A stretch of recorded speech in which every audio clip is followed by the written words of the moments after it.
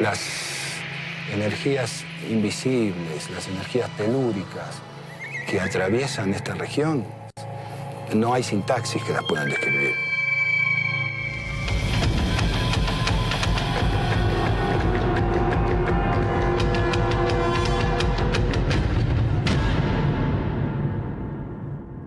La defensa irrestricta de lo cultural, lo político, lo económico, lo espiritual fundamentalmente.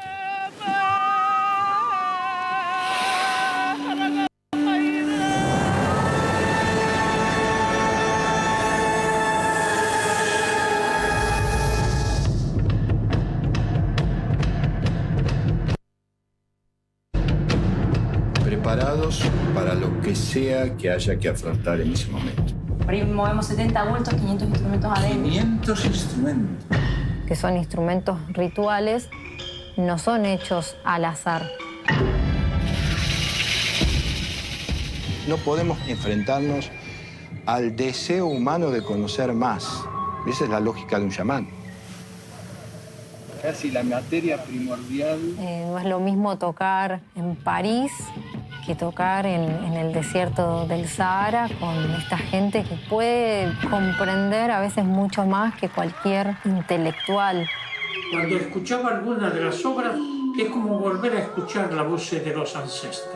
Y la arte del futuro es transformar el pasado en futuro, es lo que hace Alejandro.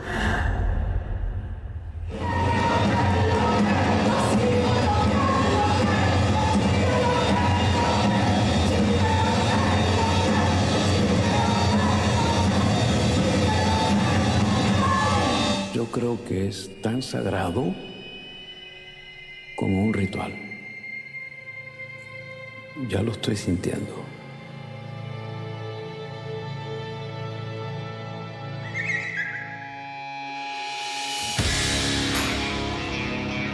Bien, continuamos al aire aquí en Bisagra por Lana Muncurá. Bienvenidos al rito, como decía ahí al final del tráiler ese que escuchábamos y veíamos. Quienes siguen la transmisión vía el canal de YouTube de la Fundación Ceferino. Bueno, verán que este es un bloque distinto en el estudio principal, que funciona como redacción de Lana Muncurá.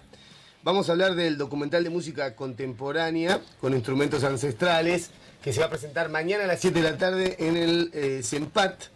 Para ello estamos con Alejandro Iglesias Rossi, director del documental, a quien pueden ya aquí ver. Juan Pablo Nicoletti, que es miembro de la orquesta, entre muchas otras actividades que tiene en este proyecto, y Sebastián Pérez Parry del instituto, que bueno, está coordinando esta actividad junto al Instituto de Formación Docente 805, obviamente con Diego Núñez de la Rosa, un amigo de la casa, ya impulsando la organización y bueno, y la difusión.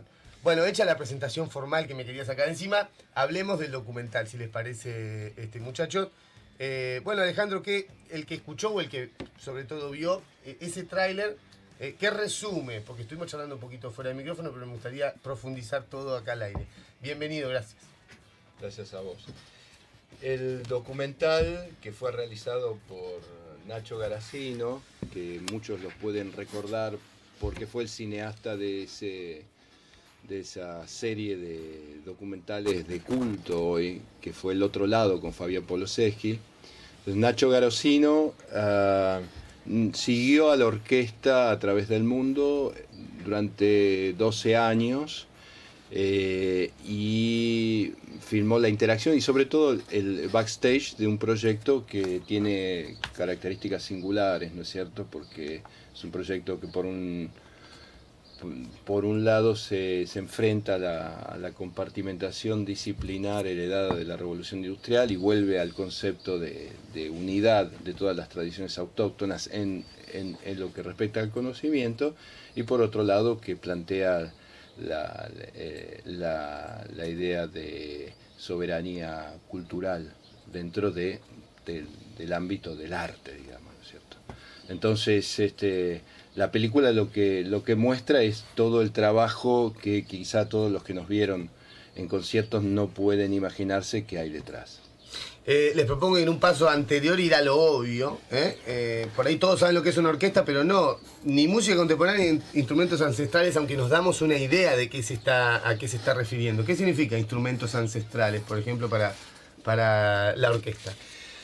En América dio a luz a través de los milenios un corpus de herramientas sonoras que hoy llamamos instrumentos, digamos, por diferentes razones, que tienen y tenían una amplitud de miradas dentro de la utilización de lo sonoro, que van desde lo que nosotros denominamos la búsqueda de los intelectuales precolombinos hasta la plasmación en 3D de las técnicas chamánicas de curación. Eso están en los instrumentos, esos son los instrumentos que hacían las tradiciones de América, incluida la cuestión de la relación con el animal doble, ¿no es cierto?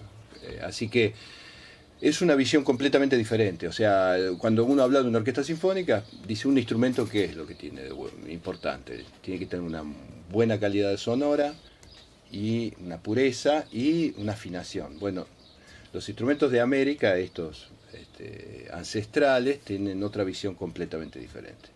Entonces, nosotros lo que, a través de la búsqueda de lo sonoro, con lo que queremos transmitir es una visión completamente diferente de lo que podríamos denominar la música como un camino de conocimientos. Entonces, un ítem que nombré hace unos instantes, pero que es fundamental, es esta idea muy moderna de la compartimentación disciplinar que toma una gran importancia a partir del advenimiento del capitalismo y de la revolución industrial, que se enfrenta a lo que hoy llamaríamos lo holístico, digamos, ¿no es cierto? Entonces, en la música, pero ¿qué es lo tradicional? En la música tenemos que el día de hoy un compositor no es intérprete, un intérprete no compone.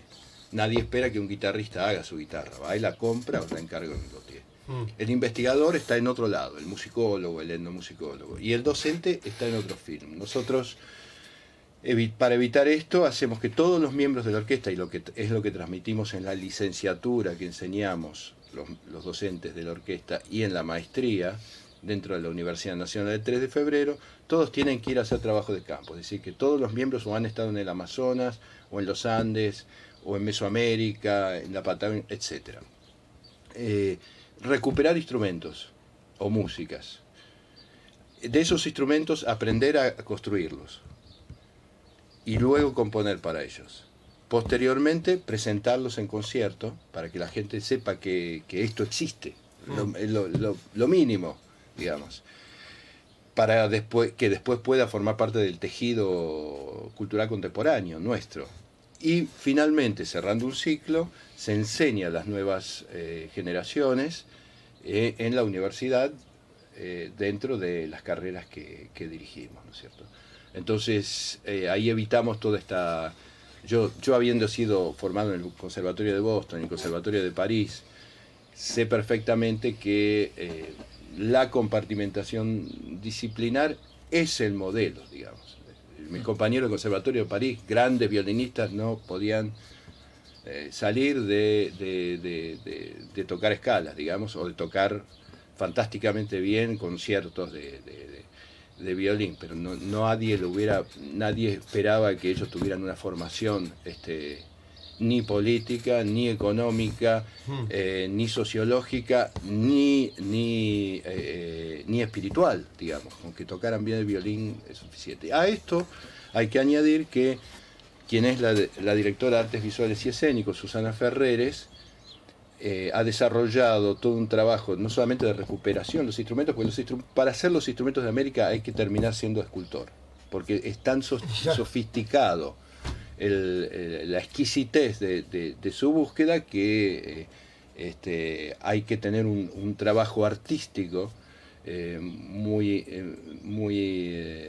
muy desarrollado. Y por otro lado, el trabajo de coreografía, escenografía y máscaras que ella desarrolla, de Máscaras de América, que hace que volvamos a una visión también tradicional en la que, como es hasta el día de hoy, por ejemplo en Amazonas, si uno ve un ritual guarime de los Piaroa, es el sonido, más la historia mitológica, más las danzas, más la escenografía. Todo esto es naturalmente uno.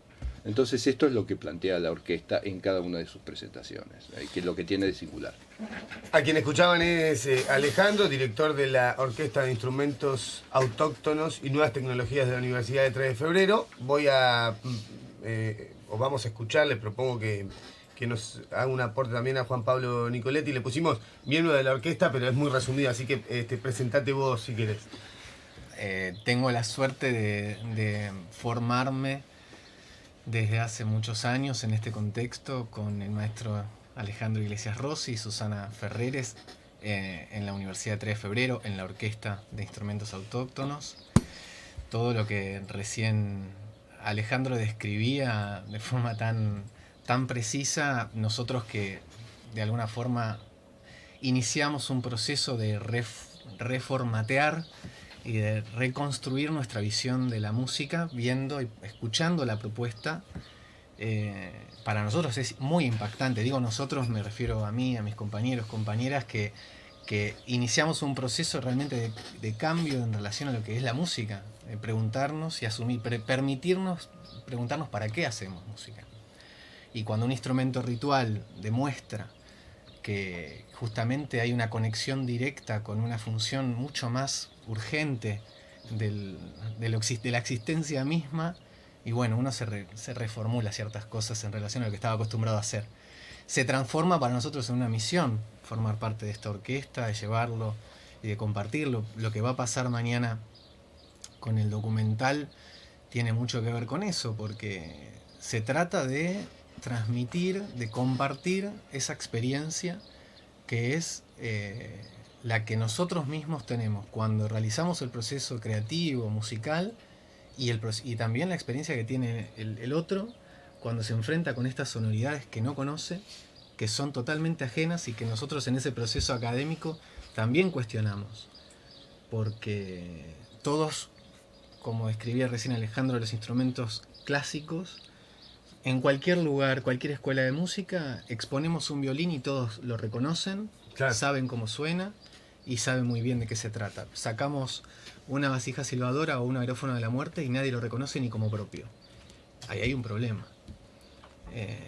Y de eso me parece que se trata esa combinación artístico-académica, diría interdisciplinaria, en la que también trabajamos el cuerpo, también trabajamos el trabajo de composición, toda esa interdisciplina que nos lleva a esta gran experiencia que es lo que la película de mañana va a compartir un poco. Se me ocurría traer a la mesa la mirada política, si se quiere, que tiene esta intervención, porque están hablando de instrumentos ancestrales, o sea que hay un reconocimiento a los pueblos que prehabitaron antes del hombre blanco, digamos, estas tierras, cuando hoy en la actualidad está tan, digamos, bastardeada, ¿no? Esa rama, esa concepción, ¿no?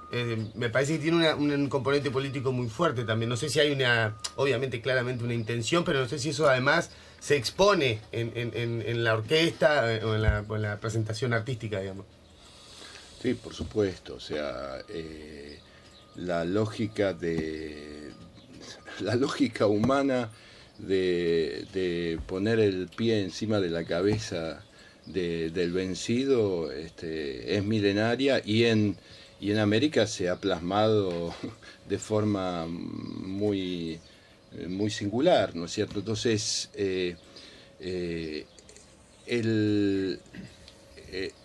el grave problema que esto conlleva, como lo podría decir un filósofo como Rodolfo Cuyo, o lo podrían decir Arturo Jaureche y Scalabrini Ortiz de forma extraordinaria, ¿no es cierto?, es que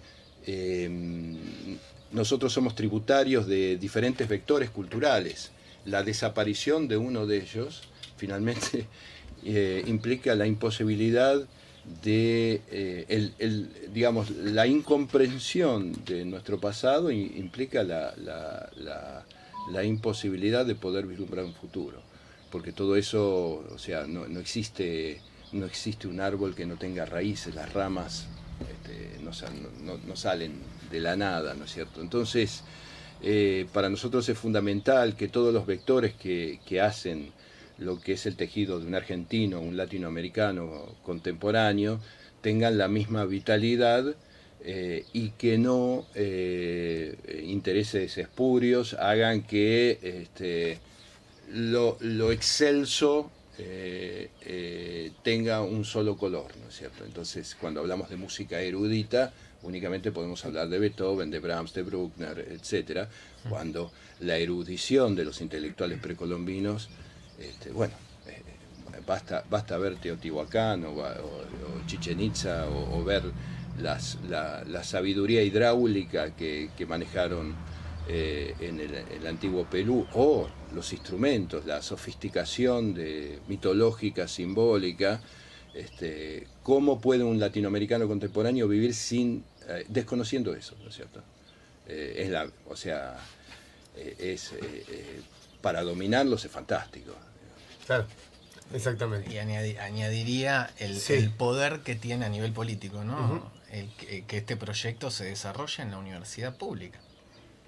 Es decir, y cómo fue que la propuesta que los directores han traído y dónde se ha germinado, podría haber sido en cualquier otro contexto y llevarlo adelante, incluso políticamente, pero aún así se da en el contexto de la Universidad Nacional en la Argentina, una universidad que en todo el cono sur es casi inigualable en sus calidades, en sus formas, y al mismo tiempo gratuita. En todos nuestros países hermanos vienen a estudiar acá porque no. Y en ese sentido, imagínate que el impacto que va a tener, o sea, apunta a una transformación realmente, el hecho de que entre en el contexto de la educación pública.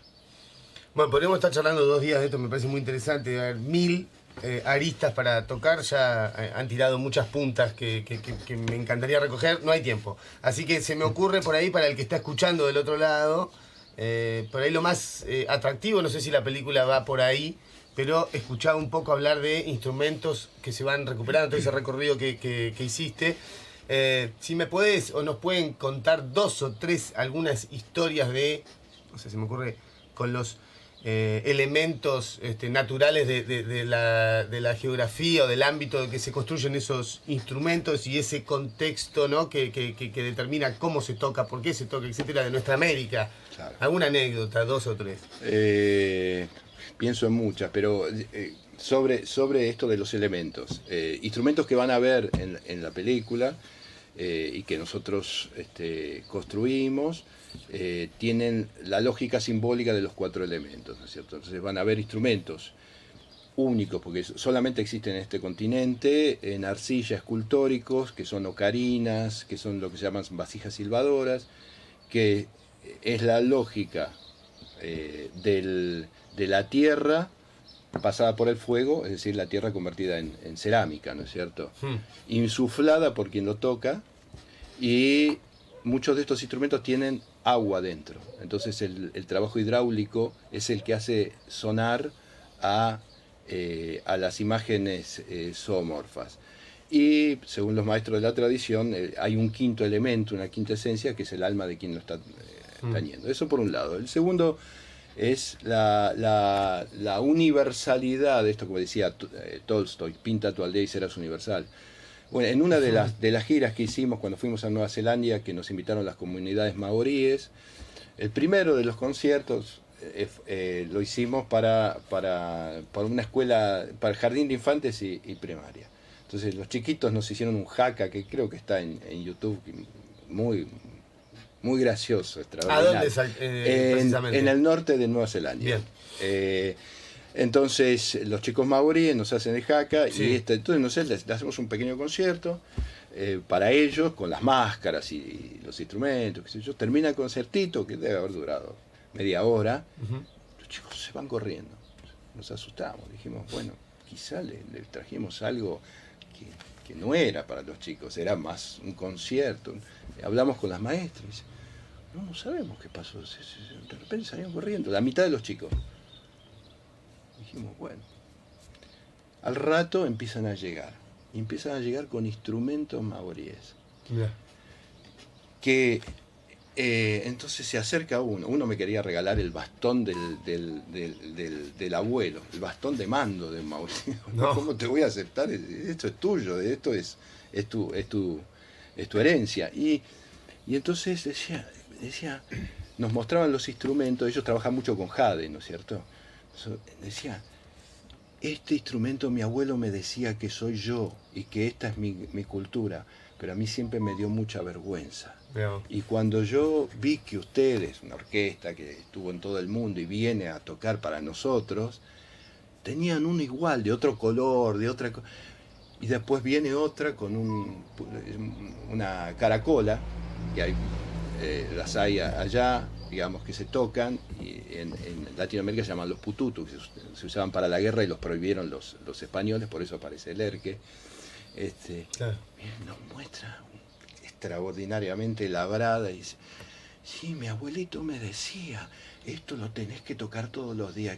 Entonces, ahí lo que vimos es cómo llegando a como diría la tradición espiritual, a ese lugar donde el centro está en todos lados y la circunferencia ninguno,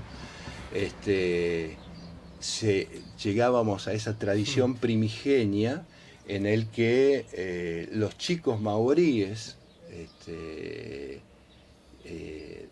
descubrían la sabiduría de lo que le habían transmitido sus abuelos y que a ellos los avergonzados, estando en una sociedad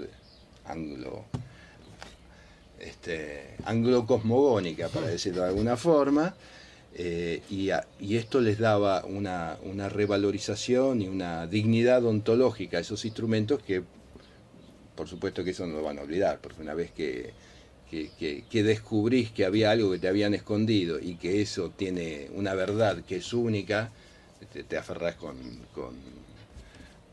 las uñas a eso, ¿no es cierto? Seguramente que sigue la cobertura de la Namuncurá del conflicto de tierras, Mapuche-Tehuelche, algo de todo lo que dijo recién acá Iglesias Rossi le debe sonar, ¿no? Claro. Esto de la identidad, de la recuperación y demás.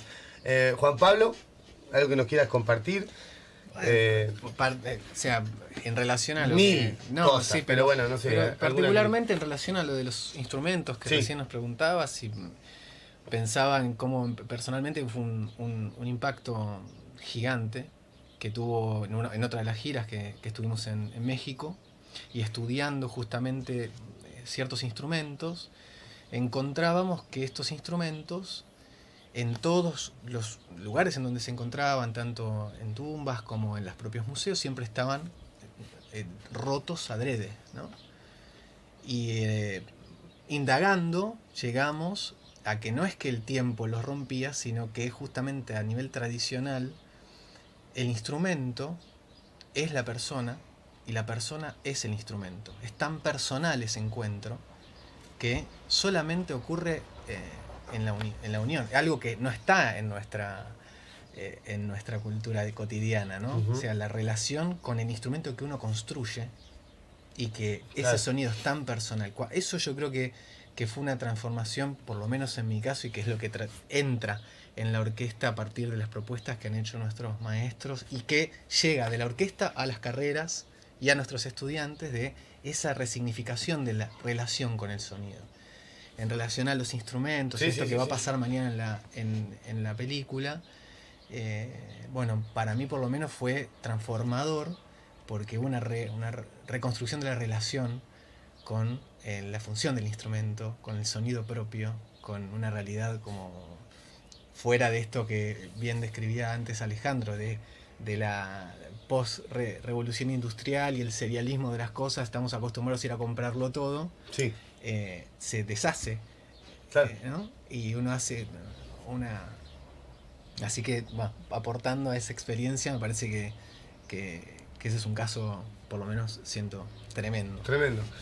Y de nuestra Patagonia, como para cerrar, ¿qué nos pueden comentar, aportar algún datito de color, algún instrumento que no conozcamos o alguna manera de construirlo? Porque esto que está contando me resuena mucho a una actividad que se propuso acá desde la Fundación, de un vecino que ahora no me voy a acordar el nombre porque es amigo de otro de los compañeros, que se ofreció a dar un taller para construir casas de adobe, digamos, con agua, barro y paja, con todo lo que tenemos en la estepa patagónica, digamos, ni más ni menos, que no se necesita más que eso, ¿no? Y fue muy impactante escuchar esos fundamentos y su explicación muy práctica también, digamos, ¿no? Tenemos todo ahí para hacer nuestra propia casa fresquita y perfectamente conservable.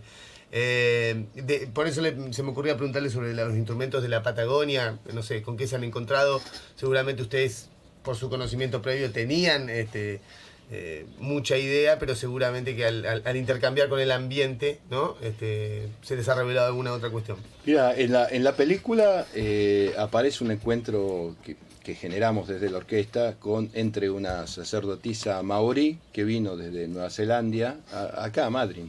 Cuando fue en 2011 el encuentro mundial de coros, que nosotros estuvimos abriéndolo en el gimnasio, no recuerdo el nombre. Y luego en el Ecocentro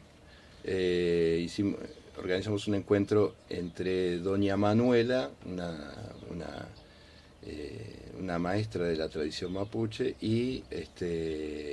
y esta sacerdotisa maorí, que fue extraordinario. Y una de las cosas que Manuela contaba es cómo es el proceso de convertirse en machi a través de los sueños, y por qué los cultrunes tienen dentro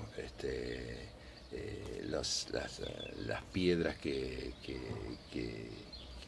hay que buscarlas en sueños. Así que para nosotros fue muy interesante ver también que, como nos sucedió a nosotros, si bien las dos hablaban lenguajes completamente diferente, termina siendo, dentro de la filmación que hace Nacho Garasino, creo que uno de los puntos más emotivos de la película, y que ocurrió justamente ahí en el Ecocentro, ¿no es cierto? No puedo evitar mencionar que en el último conflicto que se dio en la zona conocida como Mascardi de Bariloche, detuvieron a la Machi justamente, y está detenida todavía, ¿no? Una de las detenidas es la Machi. Algunos ridiculizaba con esto de: ¿podés creer que en un sueño le dijo que ese era el terreno a ocupar, etcétera? Bueno, qué ignorancia que hay, ¿no? Respecto de esa que es una de las composiciones centrales, ¿no? La espiritualidad, el alma, de lo que hablaban. Totalmente. También en la música. Bueno, muchachos, no sé si quieren agregar algo más. Me parece que está, contada la historia, bastante interesante, como para que vayan mañana, quien le interesa, a las 7 de la tarde en Sempata a ver el documental. Es entrada libre, supongo. Agregame algo, Sebastián, si querés. Sebastián Pérez Parri, ya lo había presentado, es uno de los que organiza el evento. Sí, tal cual. Mañana a las 7 de la tarde en el auditorio del CEMPAT.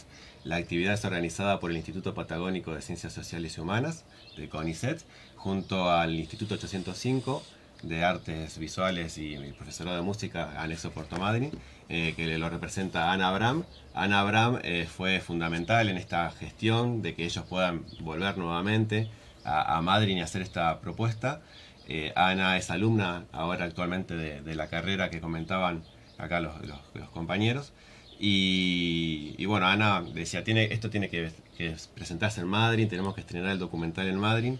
Y bueno, como yo soy bibliotecario, museólogo del Instituto de CONICET, me propuso ver la forma, buscar herramientas, gestionar proyectos para gestionar los pasajes, alojamiento. Y bueno, lamentablemente no es muy costoso hoy en día los viajes y los pasajes para traer a toda la orquesta en vivo, que sería un sueño ver todo esto al lado. Pero bueno, este es por lo menos el puntapié inicial, y otro miembro del equipo organizador fue Diego Núñez de la Rosa, del Instituto Patagónico también. clave a la hora de difundir, porque bueno, uno tiene quizás herramientas de gestión o contactos, pero la difusión es clave para llegar. Hoy en día, como les comentaba a nuestros ilustres visitantes, Puerto Madryn es una ciudad, por suerte, ya llena de actividades culturales. Es muy complicado organizar una agenda, disponer de un lugar. Mundial de por medio, esto se va a dar después del partido, esto es a las 7, así que bueno, la gente la esperamos igual, que después del partido también se encuentren con esta propuesta. Y bueno, agradecer a Alejandro, a Juan, a Diego y a Ana el empuje para gestionar estos proyectos. Sin voluntad es imposible hacer nada. Como museólogo del Vamos, que escuché esta propuesta, me pareció fantástico el enfoque transdisciplinar que ellos manejan. Nosotros de la museología trabajamos mucho con disciplinas auxiliares y estar en muchas cosas al mismo tiempo y ver tantos enfoques que tienen todas las situaciones, problemáticas, sucesos. Así que bueno, quedan invitados. Esperamos tener una buena convocatoria. El auditorio del Sempat es muy grande, así que bueno, esperamos que llenar la sala. Y después, bueno, dejar esta inquietud, esta propuesta. Ahora a las 11 tenemos una reunión y conferencia de prensa con el subsecretario de Cultura, Diego Lacunza, en Casa de la Cultura, donde vamos a insistir y proponer que se pueda invitar a la orquesta en algún momento. Y bueno, yo supongo que por lo que charlamos recién, entre la gente de Cultura de Madrid, de provincia, la gente de la universidad, del CEPA, la fuerza se puede hacer, ¿no? Sí, tal cual. Hay que sentarnos a organizarlo, pero ¿Qué se alquila un avión privado para la orquesta? ¿Se alquila? Bueno, gracias por venir, gracias por la charla. Espero que lo haya disfrutado también la audiencia de la Namuncurá, es muy interesante y ojalá tengamos la orquesta acá en Madrid, sería un lujo, ¿no? Sí, totalmente. Bueno, muchas gracias por Gracias. En la usina, ¿por qué no? También. Bueno, pero ni hablar, acá si no, obviamente. Estaría buenísimo que conozcan la sala de teatro que tenemos acá en la fundación. No sé cuál es el tamaño de la orquesta, pero no sé si hay otro escenario tan grande en Madrid como para... Sí. No, supongo, no sé. Vos, Dieguito, por ahí conocés más. El tablado es un lindo espacio también y un espacio amigo. Un espacio amigo el tablado también. Bueno, se puede hacer doble función. No creo. Pero bueno, acá la fundación está en las puertas abiertas, sería un golazo para nosotros también recibirlos. Así que ya organizamos todo. Falta que nos digan que sí. Bueno, que la bajen. Bueno, bueno, algo interesante para destacar que se dio justo acá sobre la hora es que el evento fue declarado de interés cultural por parte de la municipalidad. Y son gestiones que generalmente llevan muchísimo tiempo, pero bueno, te queremos agradecer a Diego Lacunza, su secretario de Cultura, que hizo la gestión muy rápido, enseguida se entusiasmó. Así que bueno, ahora vamos a ir en persona a agradecérselo, pero esas cositas son trámites, papelitos, pero suman a los antecedentes. Ya es la segunda vez que vienen y bueno, se tiene que haber una tercera. Seguramente, ahí está. Tercera entonces acá en la usina cultural, la orquesta completa. Gracias muchachos, muy amables. Seguimos en Bisagra después de la tanda.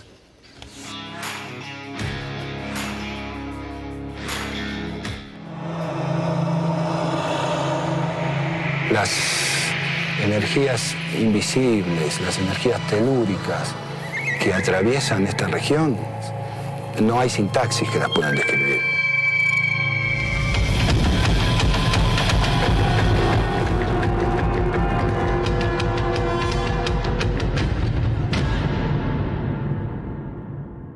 La defensa irrestricta de lo cultural, lo político, lo económico, lo espiritual fundamentalmente.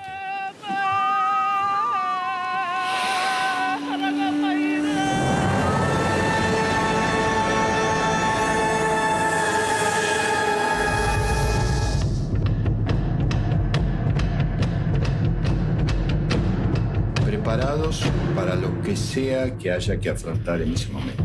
Por ahí movemos 70 bultos, 500 instrumentos adentro. 500 instrumentos. Que son instrumentos rituales, no son hechos al azar. No podemos enfrentarnos al deseo humano de conocer más. Esa es la lógica de un chamán. Casi la materia primordial. No es lo mismo tocar en París que tocar en el desierto del Sahara con esta gente que puede comprender a veces mucho más que cualquier intelectual. Cuando escuchaba algunas de las obras, es como volver a escuchar la voz de los ancestros. Y la arte del futuro es transformar el pasado en futuro, es lo que hace Alejandro.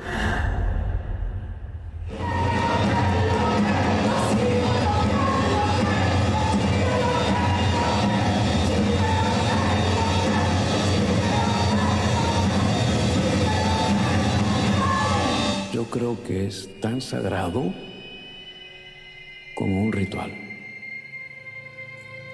Ya lo estoy sintiendo.